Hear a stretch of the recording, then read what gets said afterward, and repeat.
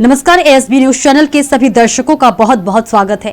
मैं हूं आपके साथ सपना मदेशिया। आइए रुख करते हैं आज की कुछ खास खबरों की ओर। 8वें वेतन आयोग में भारत सरकार ने पेंशन पुनरीक्षण में महंगाई राहत का मुद्दा मार्ग अत्यधिक खर्च बात कर पेंशन को वित्तीय हानि पहुंचाने की सरकार की मंशा है, जो कि वह आशा है कि पेंशनों के प्रति अन्यायपूर्ण है। उत्तर प्रदेश सरकार पेंशन वशीकरण की वसूली 15 वर्ष तक करती है, जबकि ये वसूली 10 वर्ष 11 माह में ब्याज सहित पूर्व हो जाती है और फिर भी 15 वर्ष तक पेंशनों का आर्थिक दोषण किया जाता है।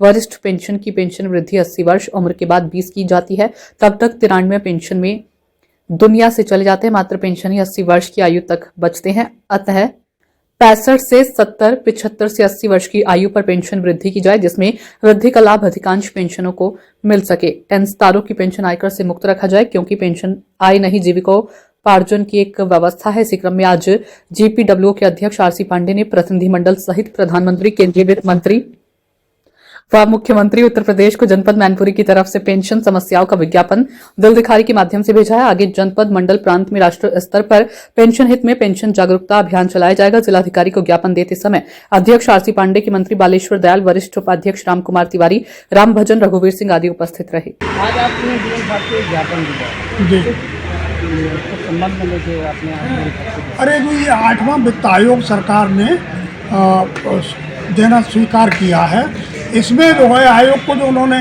सिफारिशें दी हैं, जो भारत सरकार का राजपत्र गजट प्रकाशित हुआ है, उसमें पेंशनर्स के विषय में कोई संशोधन या रिवाइज करने की बात नहीं है। उसमें जो लिखा है, ये लिखा है पेंशनर्स के विषय में जो भी संस्तुतियाँ की जाएँ वो वित्त पोषण रहित हो, जिससे सरकार पर कोई वित्तीय भार न पड़े। इसका मतलब पेंशन को मिलना ही नहीं, न तो पेंशन रिवाइज होगी, न आगे DADR मिलेगा। तो और दूसरी बात, हमारा जो राशि कट रहा है 15 साल कट रहा है, जबकि 8-10 साल में पूरा हो जाता है, 10 साल 11 महीने में ब्याज सहित।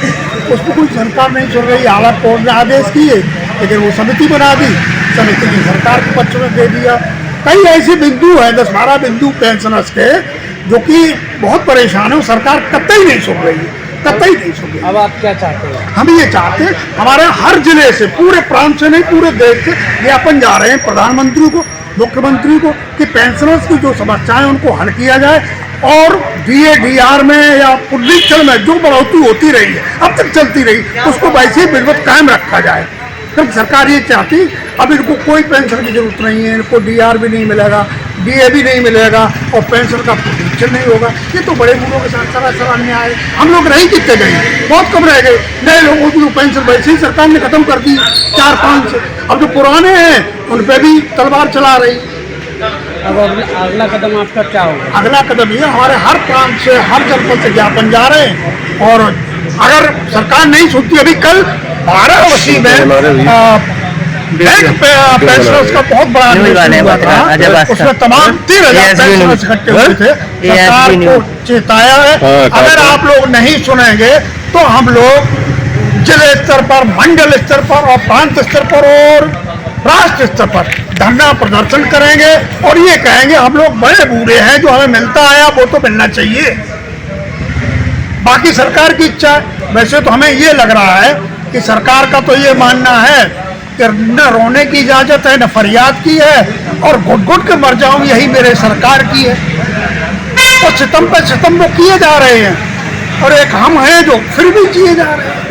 तो हम बड़े बूढ़े लोग हैं, हम लोगों पे क्यों तलवार चलाई जा रही? भाई बहुत कम रह गए। तो आज की खास खबरों में फिलहाल इतना ही। कल फिर मिलेंगे कुछ और बड़ी खबरों के साथ। इजाजत दीजिए, नमस्कार।